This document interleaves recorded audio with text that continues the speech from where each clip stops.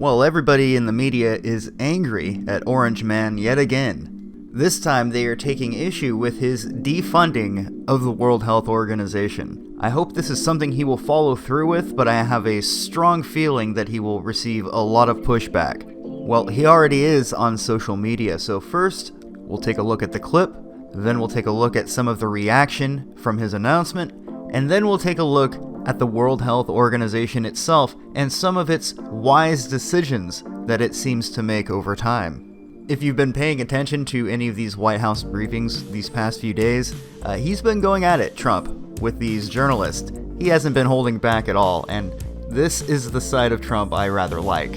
Today I'm instructing my administration to halt funding of the World Health Organization while a review is conducted to assess the World Health Organization's role in severely mismanaging and covering up. The American taxpayers provide between $400 million and $500 million per year to the WHO. In contrast, China contributes roughly $40 million a year and even less. Anyway, there's the clip in question. No more money for the World Health Organization, so a lot of people have been exposing their true colors. Here's Jim Acosta. Jim says here, Trump is accusing the World Health Organization of mishandling the redacted pandemic while avoiding his own failures on the subject. And if you're unfamiliar with just how salty CNN has been lately, here are a couple screenshots from yesterday. You can sense the bitterness just in reading the little chyron. I'm sure there are some people out there that don't sense it, that just think, oh, they're being objective, he's definitely being immature, and maybe he is.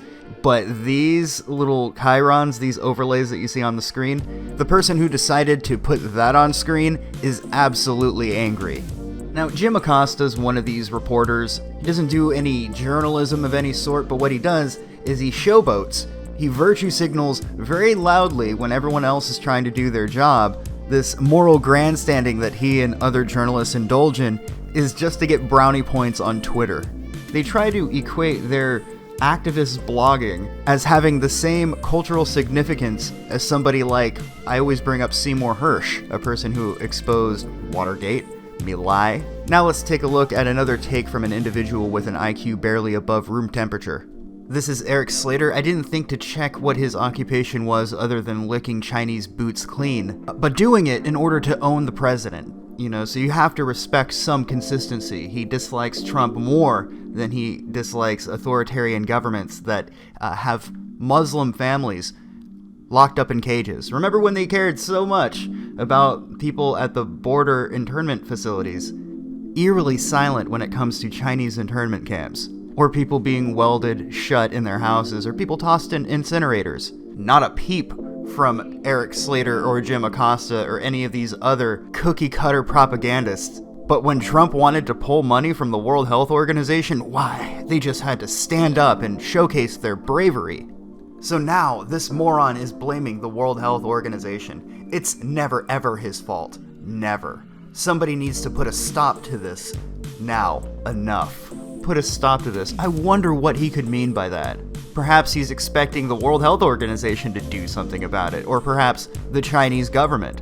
They need somebody to blame, and they're not going to blame the authoritarian Chinese Communist Party. How they made people disappear. Journalists, in fact, made journalists disappear in the middle of the night. Not a peep. So let's take a look at the World Health Organization on January 11th, posting this to Twitter. The WHO does not recommend any specific health measures for travelers to and from China. It is generally considered that entry screening offers little benefit while requiring considerable resources. There is an article, if you can call it that, on factcheck.org, and there is a bit of it that stuck with me. Get this. Posted on April 10th, 2020. In early March, President Donald Trump said that restrictions he placed on travel to and from China, quote, saved a lot of lives, a claim that grew to probably tens of thousands and hundreds of thousands by early April, but we found no support for such figures. So they're claiming that in no way did travel restriction from China save any lives. This is because a lot of these outlets, factcheck.org, the credibility is in the name. You don't even need to question them. You're probably not allowed to as an American anymore. But a lot of the media has been running with this, well, we don't know that helped at all. Well, are you saying that it hurt, that it made things worse? Because I don't think it made things worse. Sure, there's no way to prove how much it helped, but to say that it didn't help at all is a stretch at best. The media industrial complex, or whatever they're calling themselves these days, they were not at all amused when Trump decided to restrict travel from China. Of course, they ran to social media to showcase how virtuous they are, and how they personally would never condone such a thing. Justin Trudeau of Canada, came out very quickly to condemn this sort of thing. How dare they restrict travel in a time like this? Not just Justin Trudeau, but just about every media outlet and reporter, activist personality came out to condemn this. How dare they restrict travel? This is clearly just an act of xenophobia. But now that they've switched sides and they are now taking this whole thing seriously, some might say way too seriously, now they're saying, oh, well, there's no way to prove that it helped at all. Okay, buddy. I think there's a Chinese flag starting to burst out from that American pin you have there on your jacket. Are you sure you stand with the American people, or is there a foreign power that you hold allegiance to? That's what it seems like to me. All of these journalists, all of these reporters, they come off like they are in the back pocket of the Chinese Communist Party. And when you consider the fact that they are vocal socialists, it really does make you wonder, doesn't it?